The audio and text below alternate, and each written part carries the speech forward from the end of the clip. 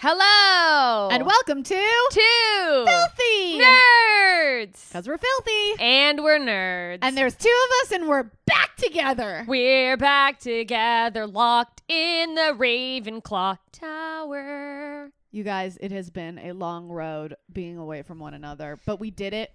We survived. She survived. Barely. My boyfriend didn't murder me the whole time I was in his space. What a hero he is. I really have to say you guys have an incredible relationship.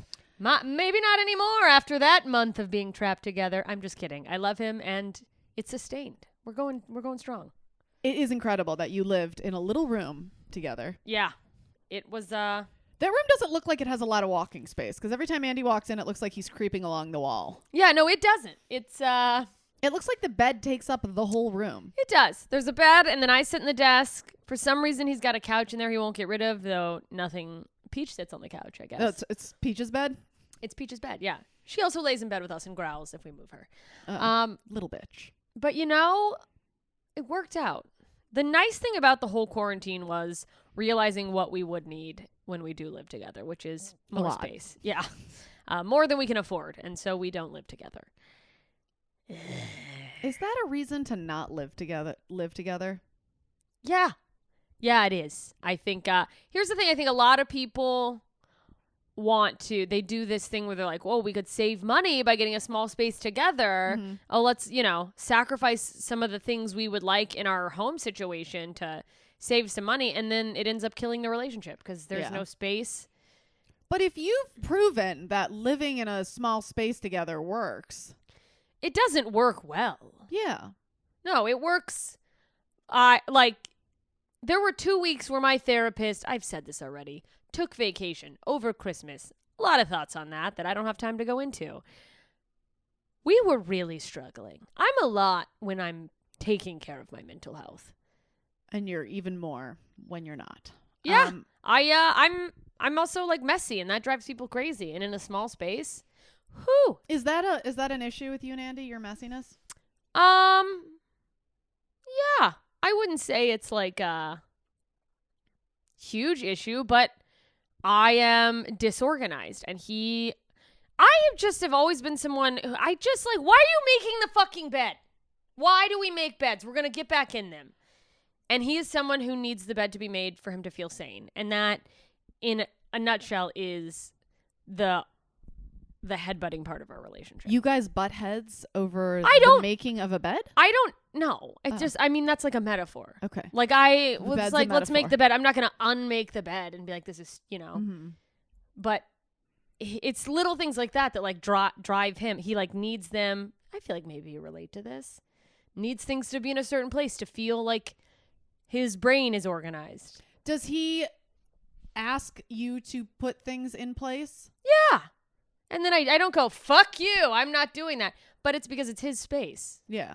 You know what else he does? He comes to my space and puts things in spaces that I didn't have spaces for. And do you get upset about that? Yeah, and I know I shouldn't.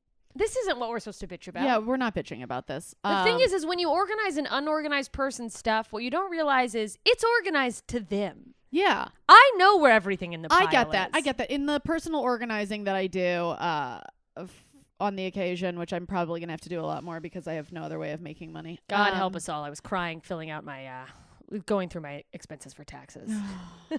I literally was sobbing moments before we came on the air. I'm going to be sobbing next week when I have to do it. Yeah. But sorry, I interrupted you. No, personal organizing. Do you make it a priority to have the person there to like walk through the system? Depending on what area I'm organizing, I'm not going to organize a highly personalized area unless the person is there. Because you don't want them freaking out that they don't know where their documents are.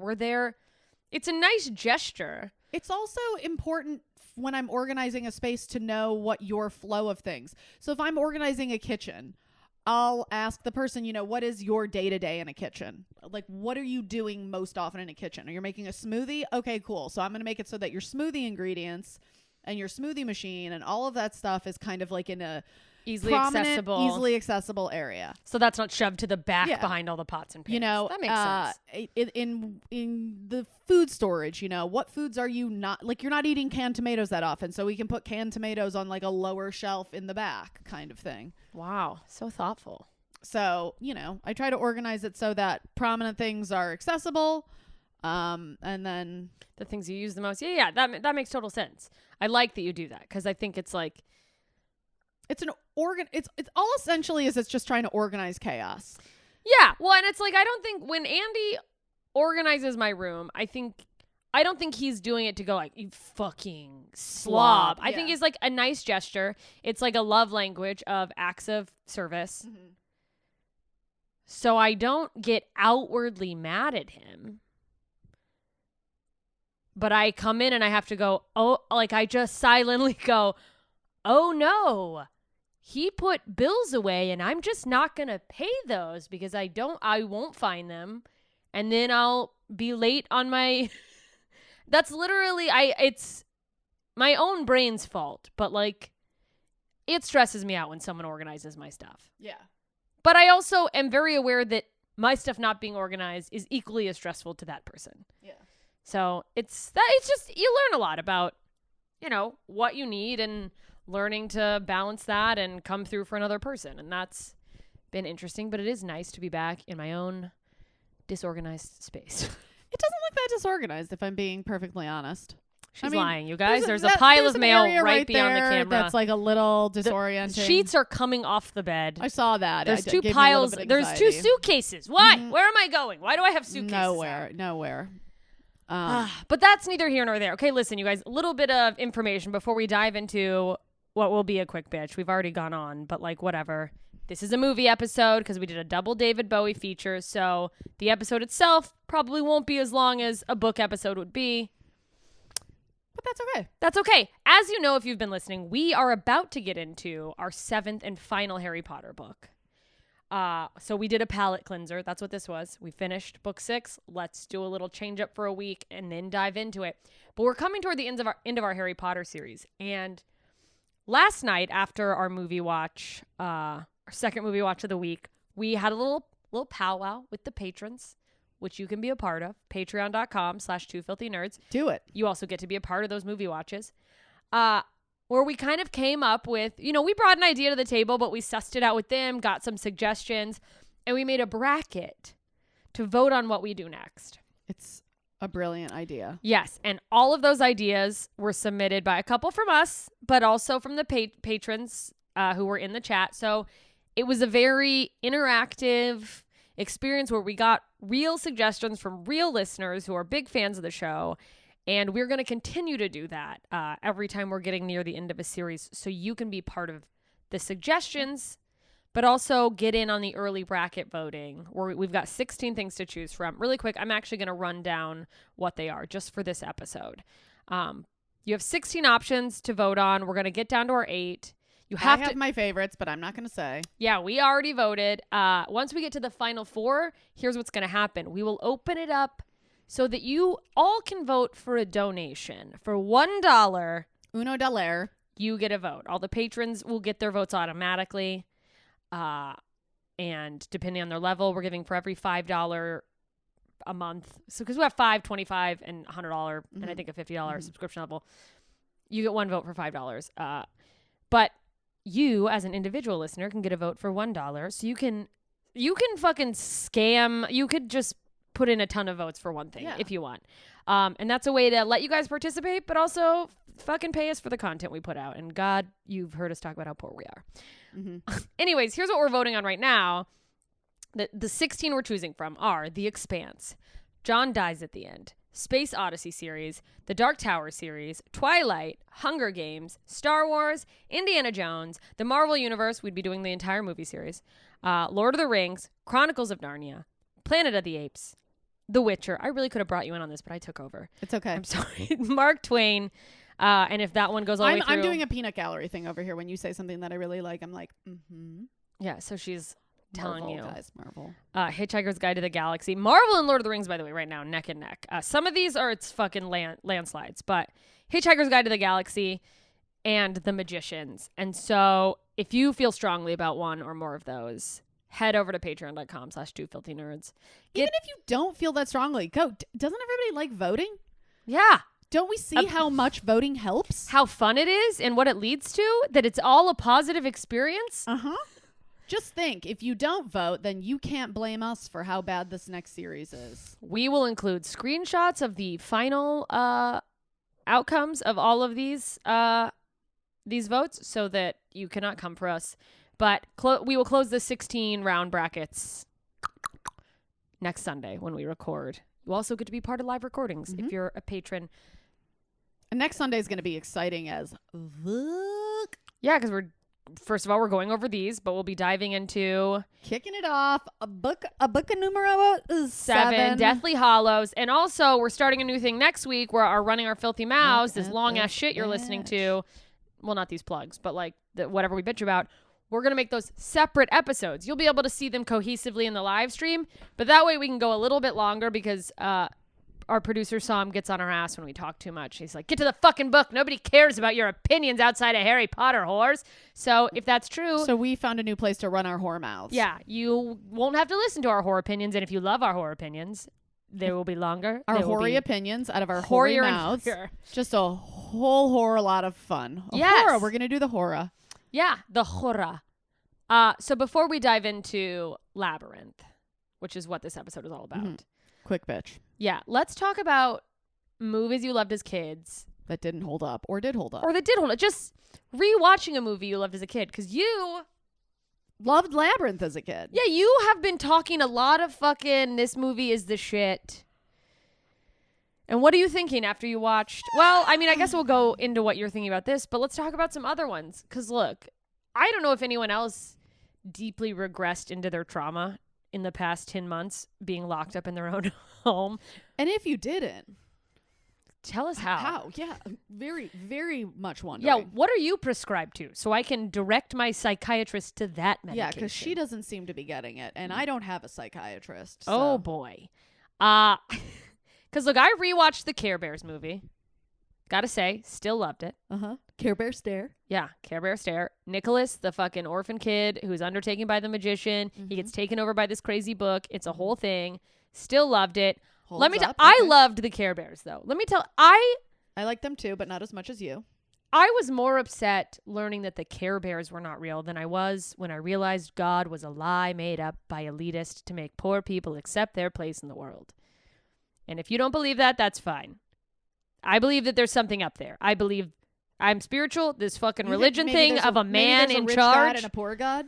Rich God, poor God. And poor God, well, you're on your own. Isn't poor that God book, is... Rich Dad, Poor Dad? I know. Rich Dad. Rich God, poor God. I mean, it really... God knows your dad. It seems like God forgot about poor people. God is your daddy. And that's why they do all this fucking bullshit in Christianity. And I say that as a Christian, as a Catholic. Why did you get so Southern? There's all this bullshit in Christianity. Did I? Yeah, you got Southern. Well, that's because... It makes sense. Keep going. We get it. With subtext, we get all of it. Look, I didn't know that I did that. You did. You slipped into Southern. Well, I was Southern when I went... I was at Catholic church. Your bigot accent? Yeah, when I start shitting on my own people. Yeah. I mean, this fucking blessed are the poor and hungry, for they will be rewarded. Blessed are the poor in spirit, for it is them who shall live. It's like, oh, don't worry, poor people. We'll take care of you in heaven, is what the fuck that is. Yeah, that was not the point of this bitch. Struggle. Heaven, all yours. You're going to be rich when you get to heaven. This is another rant for another time, but realizing the Care Bears were never going to come and rescue me from my terrible childhood was real hard for me. But the point is, I used to watch these videos. Please comment in the chat of the if you're watching this on fucking, I highly doubt anyone watching this on the Comedy Store would relate to this, but come to our social media if you listen to it and you want to comment later. But did anyone else watch these videos called We Sing? It was like a series of videos. There was like We Sing in Sillyville, We Sing at Big Rock County, literally Big Rock Candy Mountain, Grandpa's Magical Toys. Okay, listen, I was in love with these. It's like in one, these kids jump into a coloring book. Were all kids into these, or were you just a special kind of loser? I mean, I think both of those things could still be true, Yeah. first of all. I think, second of all, fuck you. I mean, you were a loser. You were shut in when you were a kid. Absolutely. I was not a shut-in. You don't sound like you were the coolest kid. These are 3 videos. Yeah, You didn't they watch sound- anything as a kid? This is like little kid shit. Like, how little are we talking? Like Baby Einstein? I don't know, because looking, I have a feeling you watched these way too late. no, you know why? I would have thought that too, because I was like, I felt like such a close memory. And then I realized when I was watching them, all of these things I watched are before my dad left. So it had to Oh. have been 8 years old at most. But like, okay, so just for an example, there's this book where they jump into a coloring book and they're in this whole world where all the different colors are having a fight, and they go to different sections where like, oh, Colors were blue- fighting? Yeah, Oh, yeah. God. Oh, the metaphor. But as a kid, I watched it, and it was really like they jumped into this whole world. Uh-huh. And then, in a pit of sadness, I hunted down these videos on Amazon.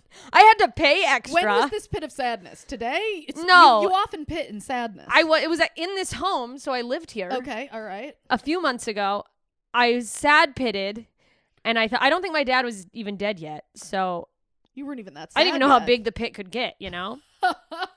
And we'll wrap up in a second, but I hunted these down, paid for an extra channel subscription on Amazon. No! I wanted to see how I would feel about them. now. Also, I full didn't. disclosure, she has no money. Yeah, She 'cause should not be getting this. Can someone please Venmo her to reimburse her for the cost of these stupid things? Yeah, they were $20,000. $20,000. Send it to her Venmo. send me at my Venmo. JMS Comedy.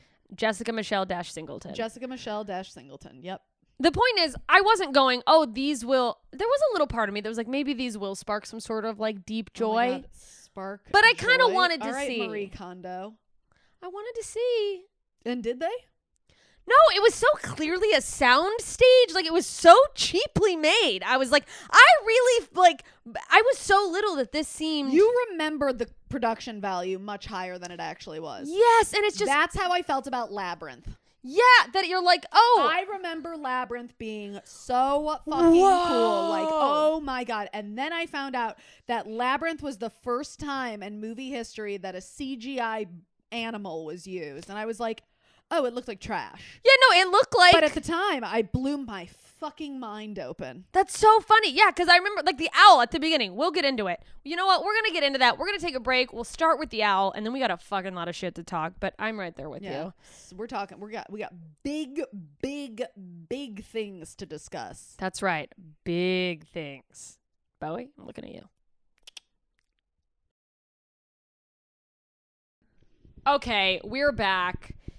We're talking about Labyrinth. I want to discuss, we mentioned it before we cut to break, that fucking owl. Cool owl. That was the very first CGI. Mm-hmm. Very first CGI And in all of movie history. Very first CGI animal. I guess they maybe had used CGI prior to that and had used other images, but that was the first CGI animal. that's so, because watching it, as someone who never watched it before, Mm-hmm. seeing that, I was like, oh, this is what we're in for. You know, to me, I was like that looked like if I had spent, if you took a semester of not graphic even a design. semester, if I watched a 5-minute YouTube on how CGI. how to use After Effects, Mm-hmm. You could have made that owl. I'm probably overstepping. I'm sure Mm-hmm. if I went and watched a 5-minute video on this, I would go, oh, well, I could just go fuck myself because even that owl is really fucking hard. I love that you think you could get through a 5-minute video with your attention span. Hey, You would, in the middle of it, you would get up to go to the kitchen to do something, and then you'd leave the butter out, and you'd leave the refrigerator door open. As I take my medication, I'm fine. But if anyone has seen it, I lost it, and I can't. Yes, someone wait, did you organized my lose it? room. No, I haven't. I'm just Okay. kidding. I was like, oh no. But let's just dive in. So Okay, so Labyrinth.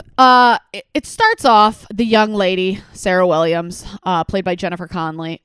crazy. Wait, what is she in? What is she in as if she's older? I forgot. Requiem for a Dream. Right. Okay. So I don't know that I've actually seen her in. Beautiful Mind. Okay. Yep. I know who Um, she is. Was she in 27 Dresses? I don't know. That sounds like a trash movie that I never would have seen. Oh, I'm sorry. Everything's not Labyrinth. I love how you're like, was it this movie that no one has seen? I don't know anyone who's seen 27 Dresses. That is that was a shitty rom-com, but it was like mainstream. That's like how to It couldn't have been that main. The Notebook is mainstream. That's a How to Lose a Guy mainstream in rom 10 Days and 27 Dresses are on the same level. I mean, How to Lose a Guy in 10 Days. Who was in it? Matthew McConaughey. Matthew McConaughey and Some Kate woman. Hudson. Yeah. Okay, and who was in 27 Dresses? I think Jennifer Connelly. You don't even know. So obviously, casting department did a shit job. Oh, yeah. Blame the casting Oh, department. here we go. I Here we don't go. know. It's Katherine Heigl, of course, trash. Judy Greer, trash. So still- Randy Edelman. I mean, wasn't he like Schindler's editor for that list? So James Marsden. Nobody cares. hey, I was in a film with James Marsden. Were you? No, but I wasn't a promotional thing to promote a film for James Marsden. It was called Hop. It was an animated movie, and I dressed up as a bunny and promoted it. Oh, where were Anyway. you promoting that? Movie theaters. Listen. Did you get hired to be a mascot for a movie? Yeah, by NBC Universal. I did. I'm a professional Did mascot. you tell them about your mascot experience in high school? Is that how you got in? Yeah, and also I was 4'11", and that's what they needed. Yeah, true. That's You most are of my mascot size. Costume charactering has been, wow, such great energy. How tall are you? And then they're like, great, she can be Elmo. Oh. I'm fine. I don't resent everyone. Who You're I've ever built to be a auditioned for. mascot. I mean- am. Someone hire me to be a costume character, not on Hollywood Boulevard. You know what is amazing? Let's go back to Labyrinth real quick. You could have played Hoggle.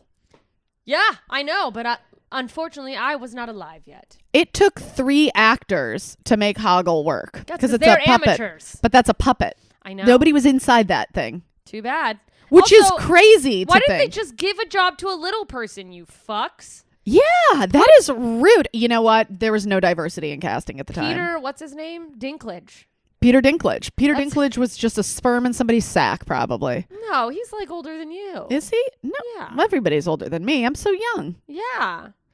Jamar, by the way, this is off topic, as probably a lot of this will be. Jamar Neighbors has the greatest joke about Peter Dinklage. Mm-hmm. And he just goes, Peter Dinklage.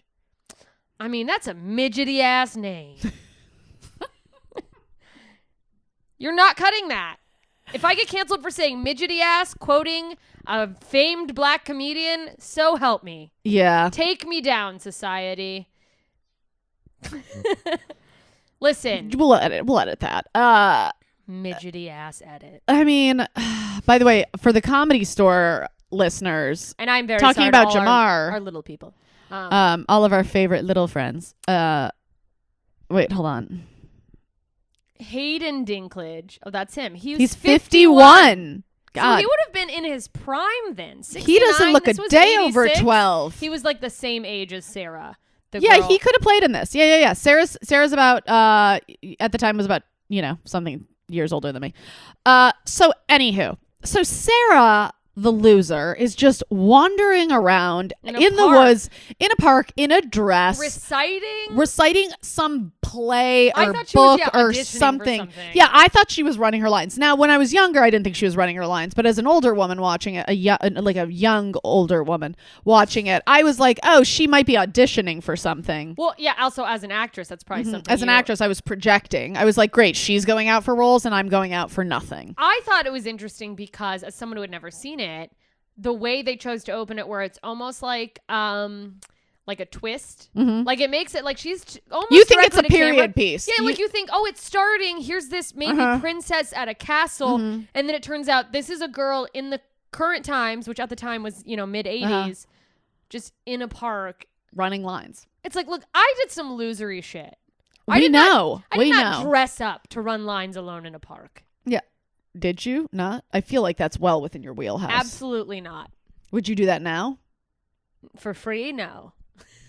I feel like you would do it. No, I would never. I'm not going to do Shakespeare in the park because of my deep love for theater. Sorry, theater people. God bless you. Do you have a deep love for theater at all? No. Anywho. I love theater. I love musical theater. You love musical theater. You are a musical theater loser. First of all, am not. I don't know enough about musical theater to be a loser about it. You're not like our producer, Sam, who's getting angry in his box in our window. Fuming right now. He's about to burst out in song. He's so mad. He's going to storm the neighborhood, snapping and bending at the knee. I love musical theater. I am horribly unversed in so much of it. So when I say I love musical theater to a person who really loves it, they get quickly devastated because they immediately go into this like, here's a song from my favorite musical. And it's a musical that no one's ever heard of. I don't know that You're one. like, no one heard of Annie Get Your Hitchhiking Brother Out of Compton. Yeah, it's always like, you've never heard of The Third Window? And they're like, what about this one? Hooby Dooby, here's another song from a musical I actually wrote. That's Bears of the Opera. Yeah, and you're like, I don't fucking know. No one knows it. No one cares. I'm the kind of person who says they love musical theater that musical theater people hate because I'm like, you're like Grease, and they're like, "Go fuck you." Yeah, you like the basic bitch ones of musical theater. I'm surface level. Yeah, you're shallow and it's top. I like top 40 musicals. Yes, that's so true. That's so true. And Sam is a deep cut kind of guy. Yeah, Sam is to musicals what I am to country music. Yeah, Sam is the guy who liked. I'm trying to think of somebody who's like super underground, but I can't because I don't know anything like that. Anywho, so let's. Sarah's wandering around in the park. It starts raining. It's a pump fake. You think she really, acting and like maybe it's a period piece, but then it just turns out she lives in like Newton, Connecticut, and then she runs on home and it's raining and she's with her dog and then it's like Anytime USA and she's like, I'm late because she's supposed to babysit. Yeah, she's supposed to babysit, and then she gets to the Victorian house that she house. grew up in, her rough time, and her evil stepmother lays into her, You're late. How could you? We never go out. And then, of course, Jennifer Connelly's character is like, you always go out. And I never have anything. I never get to do what I want to do. And it's also like, what do you want to do? Recite lines alone in the park? You can't do that in your house? Yeah, you can do it in your house, it's you raining. loser. And she hates her little brother because basically her father was married before to a woman who kicked the bucket. Yeah. And then he remarried to this woman. And then he blew a load in this woman and made a little baby. But she seems so it's a huge age gap. And she always has to babysit for her little brother who's her half brother. Yeah, well, it's like if your parents are going out every fucking night and you have to babysit, I could understand how you'd get resentful. Yeah, super resentful. It's like I don't feel like she's giving up hanging out with friends to do this because I question if she has friends. She has no friends. She was alone in a park doing theater. Okay, that is a person who has no friends. No, none at all. So, otherwise they would be doing it with their friends. They hand off the little baby, Oscar. Is that the baby's name? Toby. I'm sorry. I got it confused with Oscar. Stacia's little nephew is Oscar. A friend of ours has an Oscar in her family.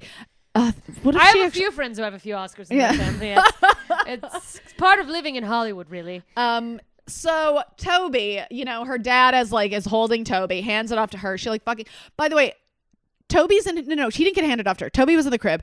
My favorite thing in movies is anytime somebody picks up a crying baby in a movie, they immediately start shaking them on their hip like they're a salt shaker. Calm down, Toby. Is that not? I mean, is that not what you do with a baby? No, I feel like she does it so. They do it so aggressively in movies. They're really being demonstrative of oh, come on, baby, relax, baby. You gotta get the baby to go back. That's what scientists say is if your baby's acting up, you have to shake it, right? Isn't that shaken baby syndrome? It's how they get quiet.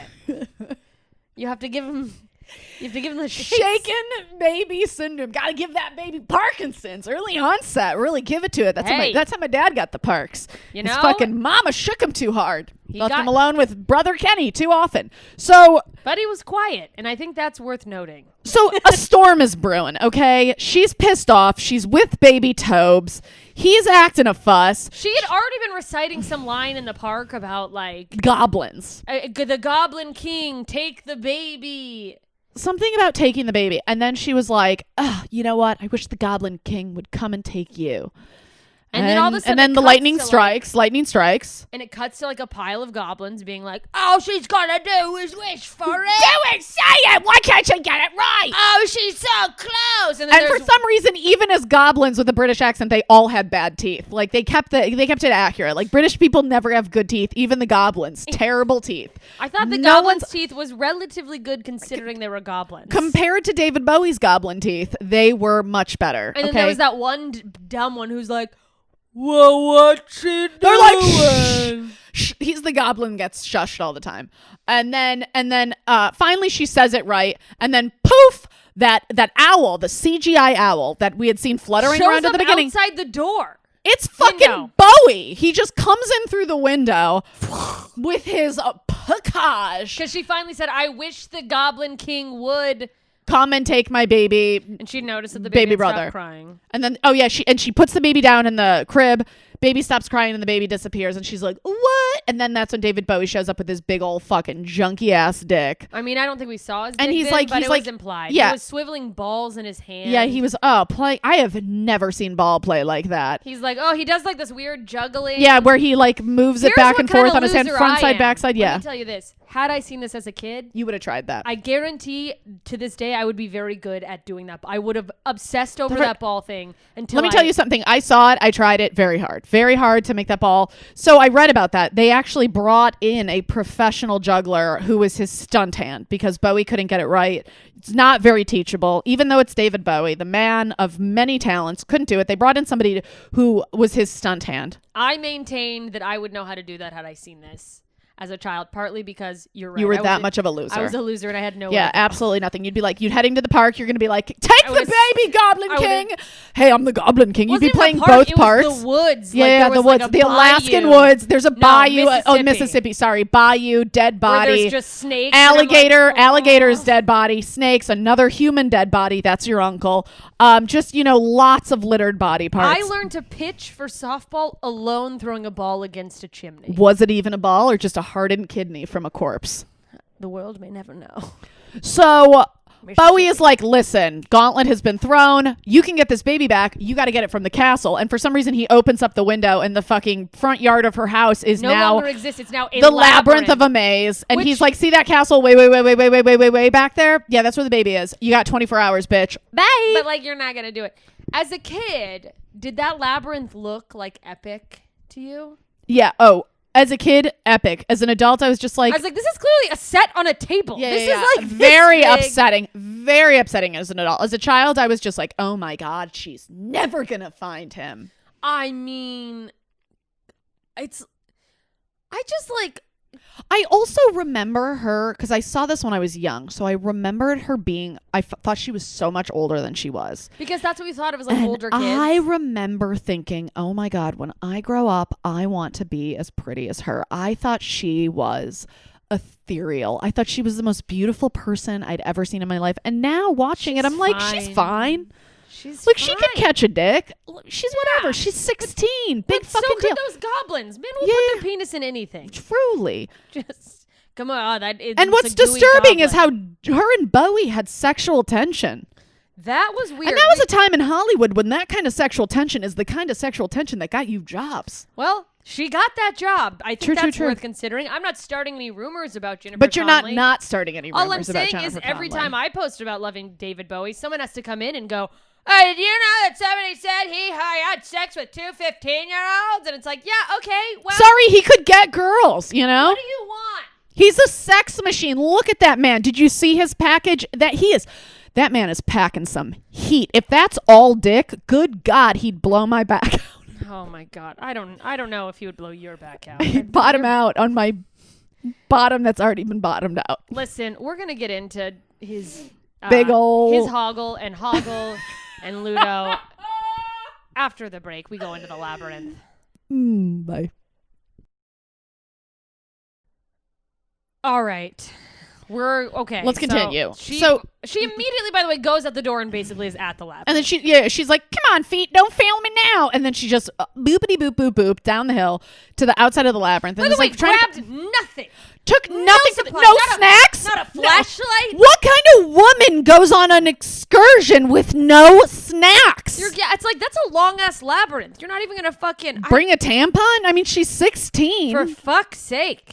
There could be bears in there. Your period could attract them. Yeah, or sharks. You don't know if they're coming up in an ocean in there. You might have to swim through that. A freshwater eel? My God. A freshwater eel. So she enters the labyrinth. But she gets into the labyrinth. She had to ask for directions. Which is fucking from Hoggle. And she's like, hey, how do I get into Labyrinth? He's like, well, you didn't ask right. And she's like, good luck. And then all of a sudden she like figured out how to ask to get into the Labyrinth, and he's like right there, and the door is just like conveniently right fucking behind her. But she goes in and it goes just right and left, seemingly on forever. And this was one of Jess's favorite lines in the whole movie.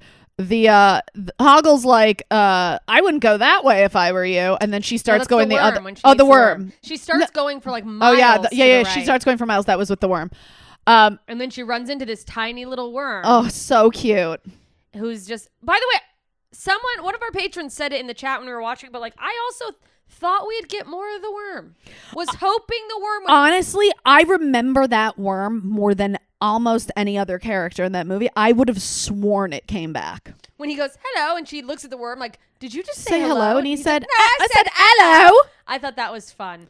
Come in and meet the missus. And she's like, I gotta go get my baby brother. And I like that he's like, things aren't what they seem. And then she realizes that it's almost like an optical illusion. Yeah, of where she needs to go in. So like there's a wall beyond the wall behind her. And it's a green screen, of course. Of course. And she goes one way and he's like, I wouldn't go that way. And then she starts going the other way. Like, thanks. And heads the other way. And he's like, thank God she didn't go that way. It would have taken her right to that Goblin King's castle. And I was like, oh, and she's off on a long journey. I just like appreciated that. I mean, organically as a viewer, but also thinking of like, that was classic, like Jem Henson. Yeah. Humor for kids, yeah.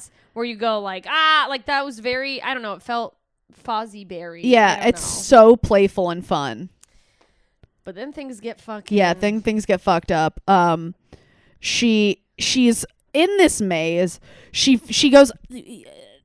She starts meeting characters. Okay, Hoggle comes back into play. All right, Hoggle is basically sent by the Goblin King to like get her off trail. All right. Yeah, he's like, but rookie move falls in love with her. Is basically course. like, she's amazing, because how could you not? I mean, fall in love with her. Well, first of all, the first re-encounter of him, she ends up in, what forces her into that oubliette? Was it the door? With the she falls into the oubliette when she falls down the hands. Oh, when remember when she's like, pick a door, which one to go through. You have to ask us which one of us tells the truth and one of us lies. And then she figured out which one is the truth teller. So she goes through the truthy guy's door. She's like, see, this is great. Takes one step and just falls through the hole into this like pit of hands. Hands that are like making faces. They're like doing this weird sign language. By the way, those were actually real hands. I read. Yeah. What? Of course they were. But those were actual people in there, like holding her and moving her around, but she was on a harness, so they weren't actually holding her, but they made it look like that, and supposedly it was really dangerous. Yeah, I mean, that's a huge pile of hands. Yeah, but like at the time, movies had a ton of insurance, I'm sure, at that point in time. Or they were so just like lawless. Yeah. Did you ever read about Milo and Otis? Don't. Oh, no. They had like 13 Otises. No. I cannot handle the crying I would do. I feel like that would be terrible. I'm pretty sure one of the animals just went off a waterfall, which is so sad. Wait, why really? do we say that? We don't have time to go into it. Yeah. Oh yeah, no, it was bad. It was very bad. Did people know this? Is this a? Yeah, I heard about this. I heard it from another podcast. They could have been lying.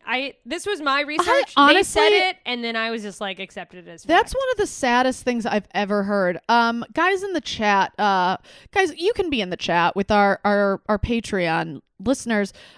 Listening to this live, patreon.com/twofilthynerds. Yeah, because if you're watching it on Comedy Store's YouTube, it is previously recorded. Spoiler alert. So if you want to in real time tell us how much you hate us and how women aren't funny and how we're dog shit, head on over to our Patreon. It's super cheap and you can do it all the time and we'll actually respond to you. Or if you want to make cool jokes like the people who are there now. Yay. So she's going through this maze. I'm skipping some stuff because there's some moments. Just what I thought was interesting, really quick if I could, the oubliette. Mm-hmm. For those who don't know, oublier is a French word that means to forget. Mm-hmm. So he was like, when you're in the oubliette, you get forgotten. But that's when Hoggle comes to rescue her. Hoggle gets her out. Just went through like a back door, too. And yeah. But Jareth, who, by the way, the Goblin King, his real name is Jareth. I grew up with a kid named Jareth, and now I am You're obsessed convinced he was named after with this. finding out if he was named after the guy. Because what else was he named after? I just thought that what was if his mom just had a hot nut for Bowie But in only this as that movie, movie, in but that movie. only in that movie. I was like, oh, we're gonna name him Jareth because you can't name your kid Bowie. I thought Jareth was such a redneck name. And Oh seeing no! this Now you're Goblin like, oh King my named god, Jareth? yeah. He's royalty. Are you fucking kidding?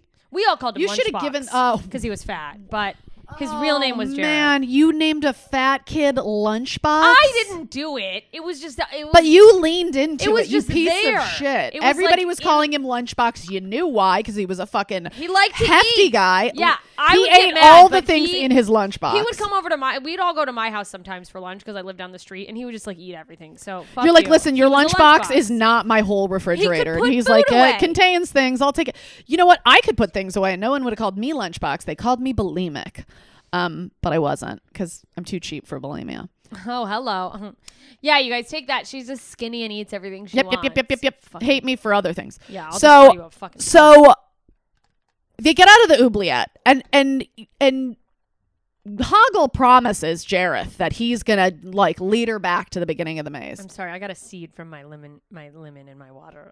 Oh my god, you look what I look like when a guy blows a load in my mouth, and I'm like, Is that what you do? You spit it out? I spit it out back in my hand, and I ball What it is up. that you're holding up, Sam? then I hand it to in a him. glass. So So she gets out of the oubliette. So he's supposed, but he's like, he ends up like kind of like fucking helping her a little bit. but it's trying to hide the fact that It's trying to hide the fact that he's like, and then they run into Ludo. They meet Ludo, Well, who's she this like, runs into like there's people like abusing. What one of the puppets like dangling Ludo. dangling abuse. It looked like a scene like From from the Milo and news Otis. last week. Oh, sorry. And it was like a man dangling, having shit thrown at him. Just terrible. You know what the people who stormed the Capitol would have done to Nancy Pelosi if they could have. If they could have gotten their grubby little hands Their on her. grubby little hands on And her, they would have she's hung her standing upside back. down, skirt falling over her head, and then they would have taken these little creatures to bite her. Yeah, and she's standing back like, what the fuck do I do? And all of a sudden, out of nowhere, just magically, rocks start rolling at her feet. She's like, I wish I had something to throw. And because it's a magical place and Where she if has you magical wish for powers things- and you wish for things, they come to fruition. By the way, that she never just like wished for I more. wish or wished, hey, can someone bring my fucking baby brother to me? Yeah, maybe if you just wished for I'd it. love rocks and my baby brother.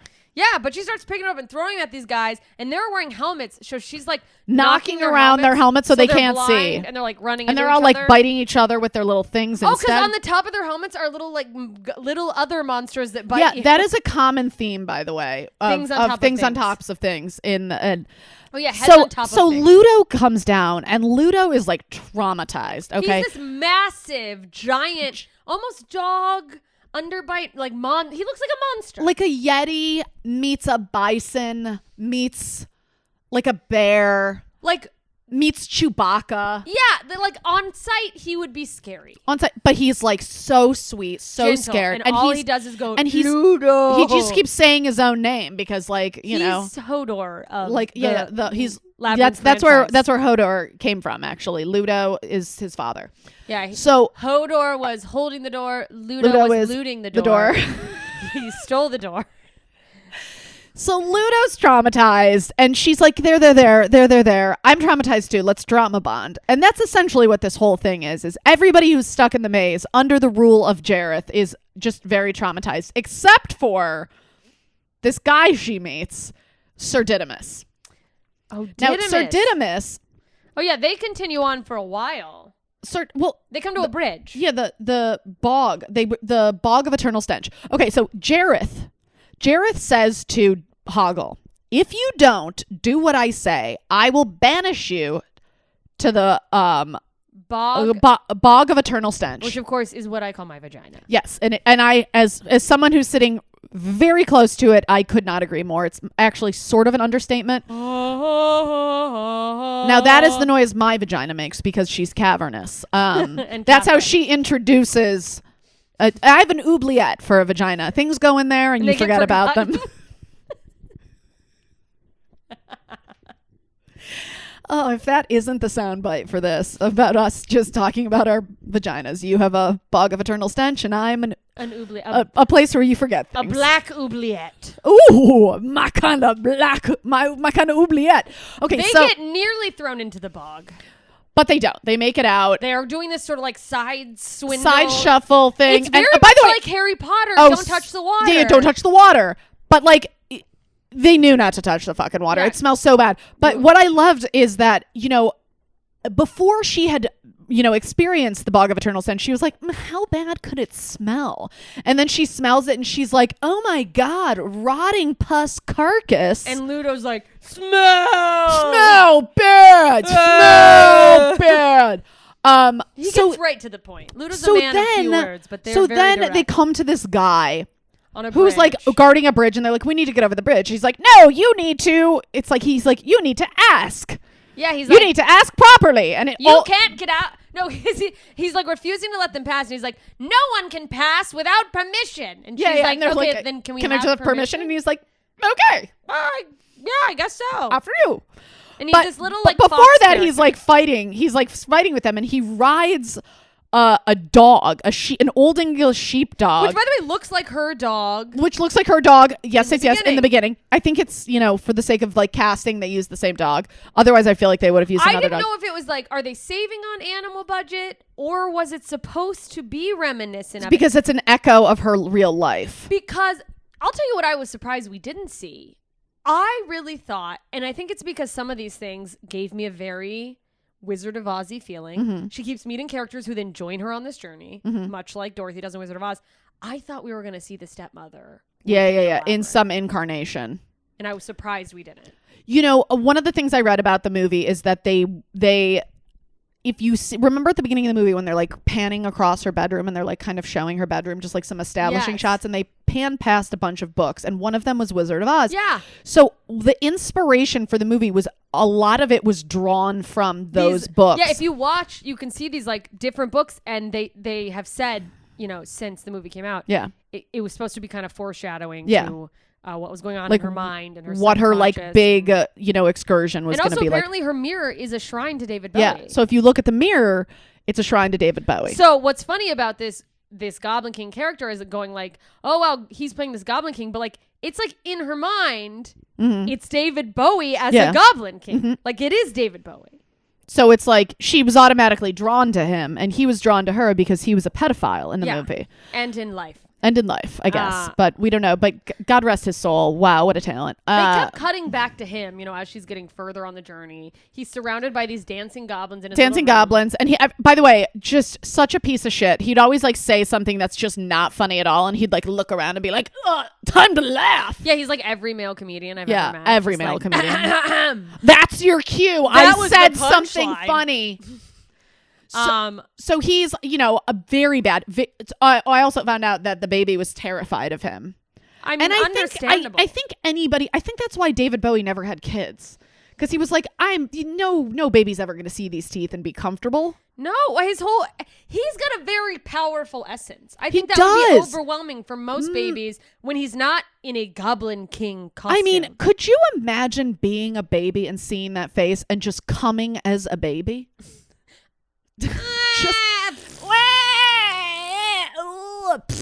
Just a kid just throwing a rope. There's a lot of original music. I mean, he has that one time where he sings. Can we talk about Babies Coming, Sam? Are you going to edit out Babies Coming? Hey, babies come and babies go. Keep that. And as long as I'm coming, I don't care if the babies are coming or going. I don't want anything to do with babies. So, ooh, babies. Should I stop coming? Ooh, is that what causes babies? Baby. You're coming. No, his coming. Maybe.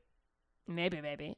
She reminds me of the babe. Okay, so she reminds me of the babe. So it cuts back to him fucking kind of being angry that she's getting further along. And he sings, all the music is original Bowie songs. But he sings this song, She Reminds Me of the Babe. What babe? The babe with the power. What power?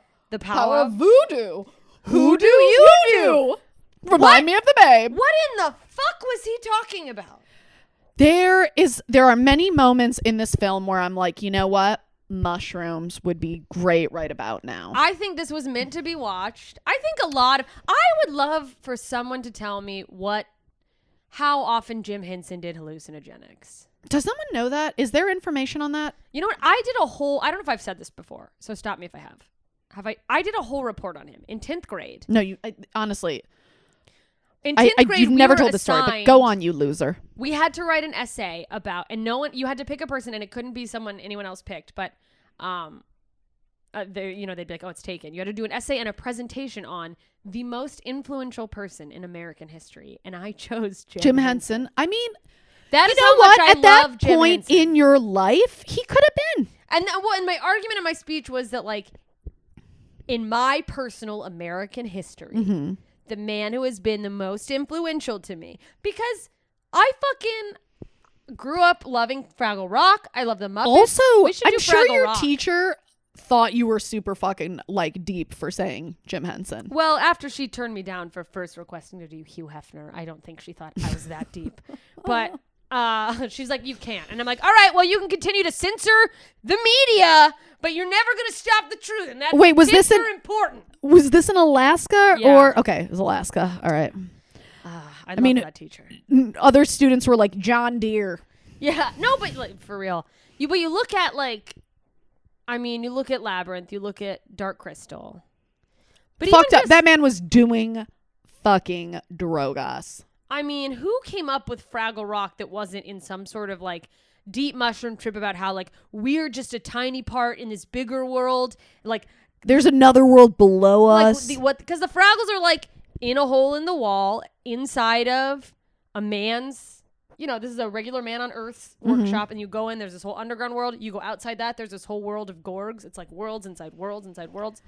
You remember Fraggle Rock really well. I just remember the song and how cute they were. You know why? It's because in Germany, there wasn't like English speaking TV. They had one like armed forces channel. So my grandma. That's how they continued to promote anti-Semitism without the English-speaking folk finding out. Yeah, that they just go like, no, it's just a shoe commercial. Do you want to know where we got these shoes?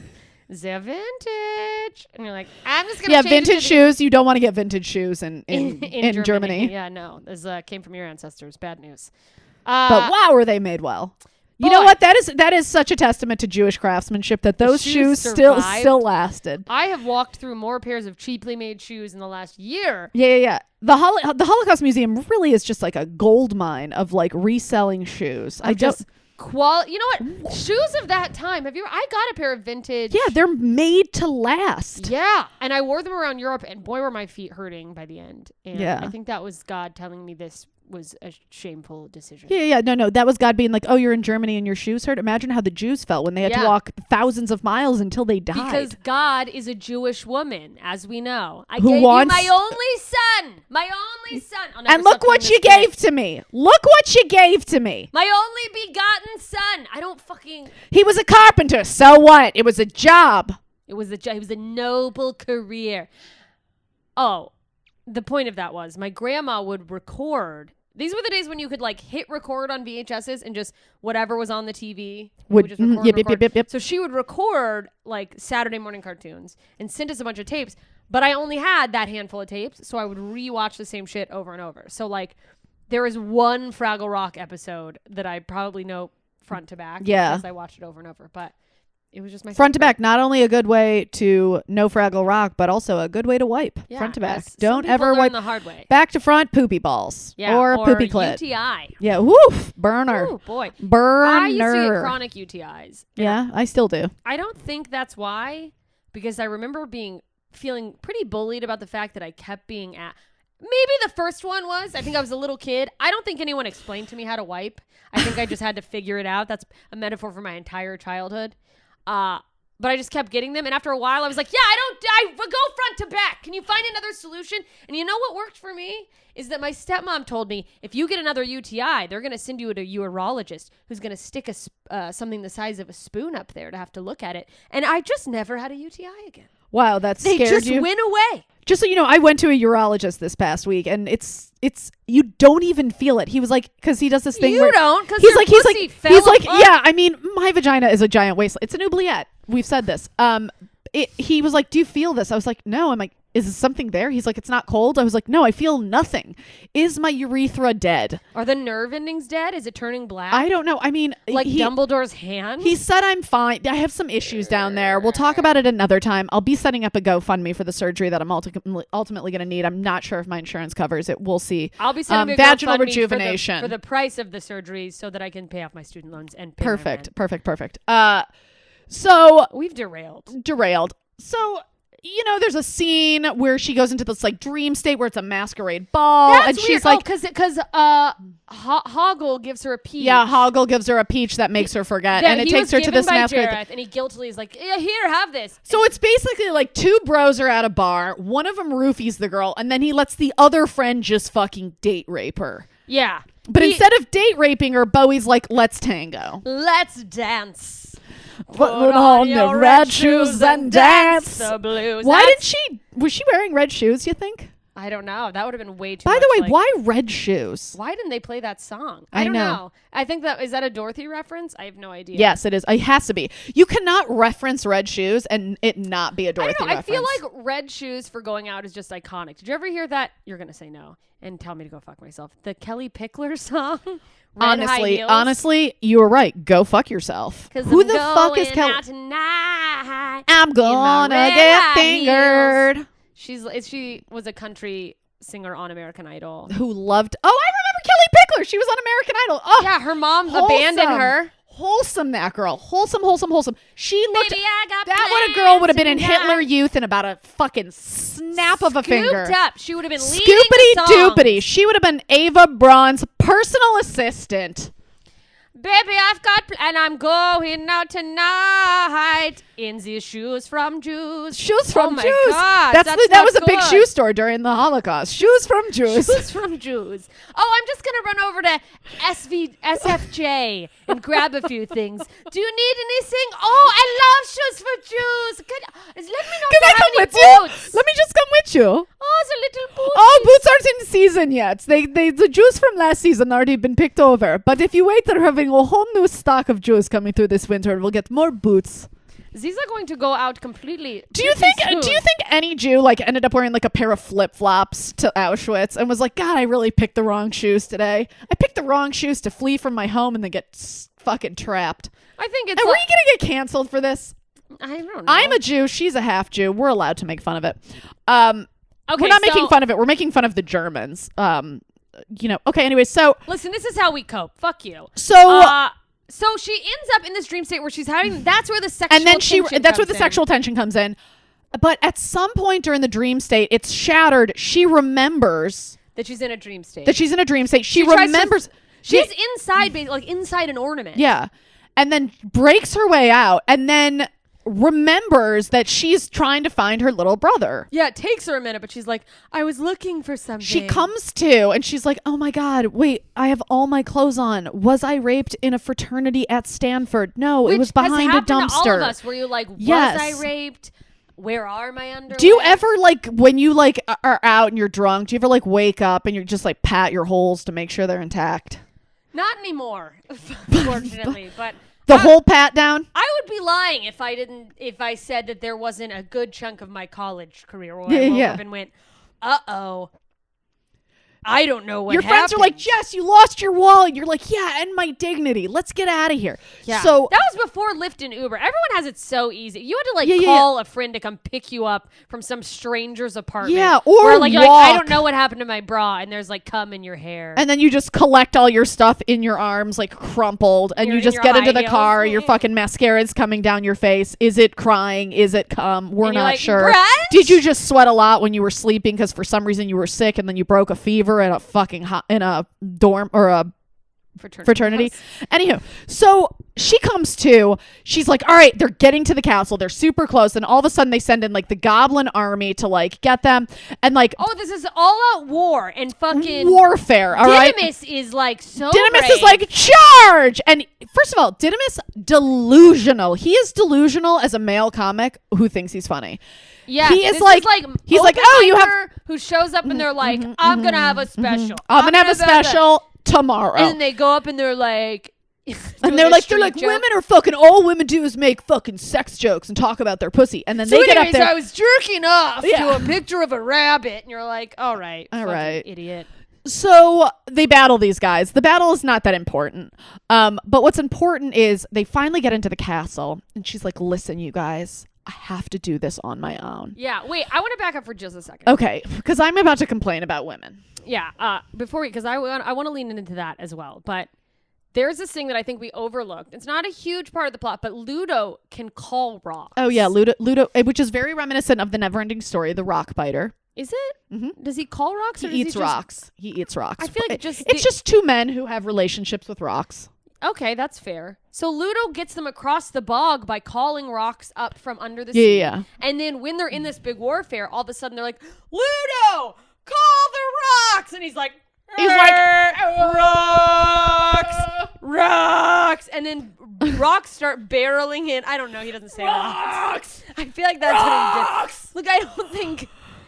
He's not a smart man. No, nothing about him. If he were a human, he'd speak with a southern accent. He's Lenny from Of Mice and Men. Absolutely. I love her, and I pet her, and I want to make money. Look, I brought in the rocks. But like, that's what he does. He does. He's that's special. The final thing on. The rocks is what really knocks him out. Yeah.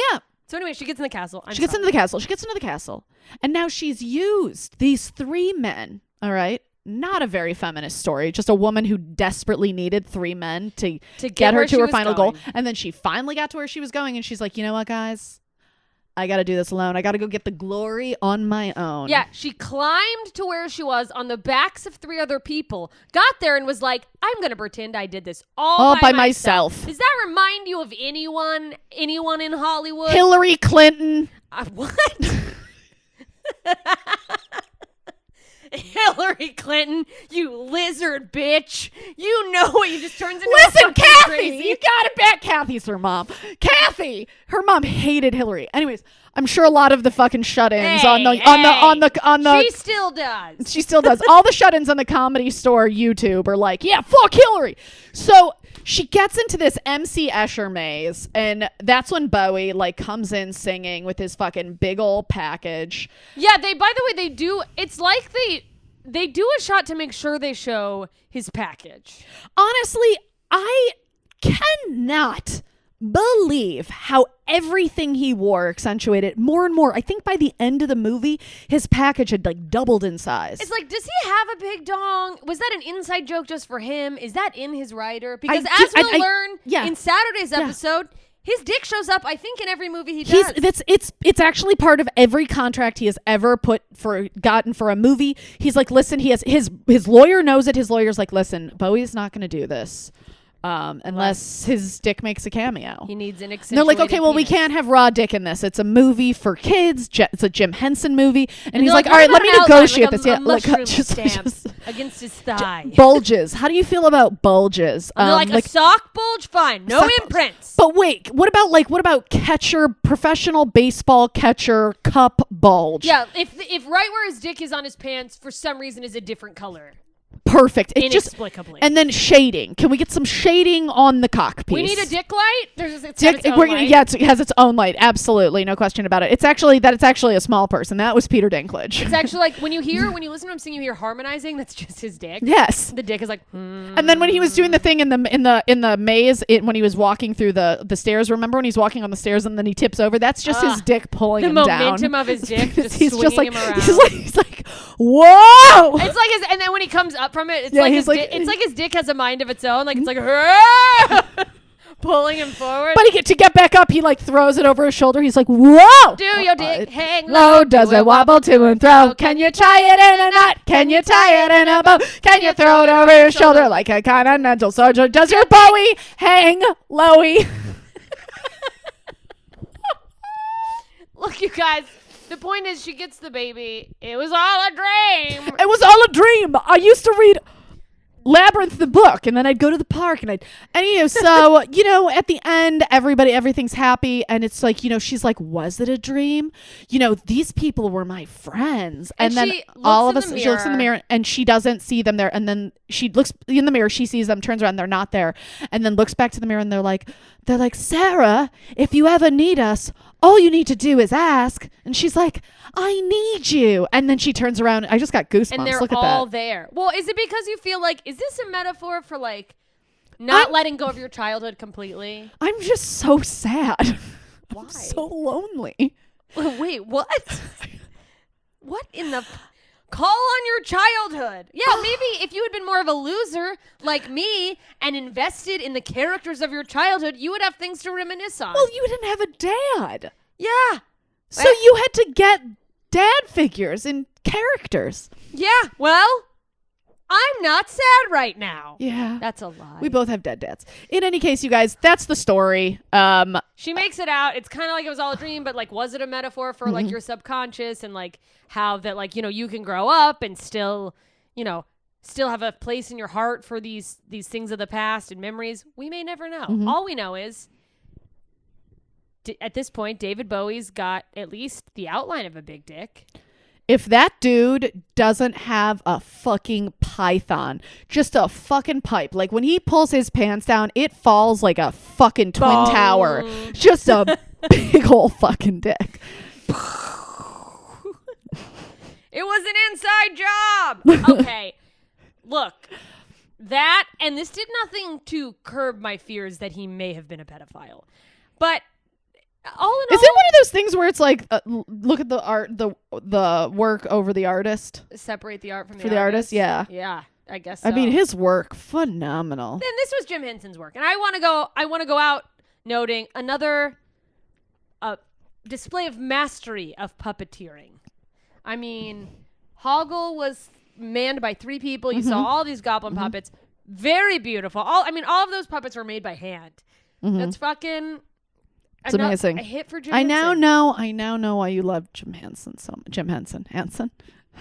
Jim Henson, the 5th Hanson brother, which of course we know there were 3 members of Hanson, a fat brother who was not in the band, probably because of he wasn't even in the family, and they kicked him out. Henson. They're like, you're too big to be in this family. Yeah, you're too big for our band.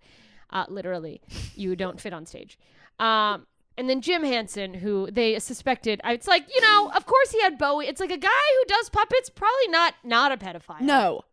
If you are into puppets, there is a 99.9% chance you fantasized about tickling something you shouldn't be tickling. But honestly, if your love for puppets brings to life Big Bird and Kermit, finger me as a kid. Yeah, absolutely. I mean, you must have been puppet. A super cute kid. I would have been a great finger puppet. Anyway, all right, you guys, thanks. We'll see you on the next episode where we talk about the next David Bowie movie. The Man Who Fell to Earth on Saturday. Fell to Earth with his big dick. And join Patreon to be part of our live stream next week where we start the last Harry Potter book. Good night. Bye.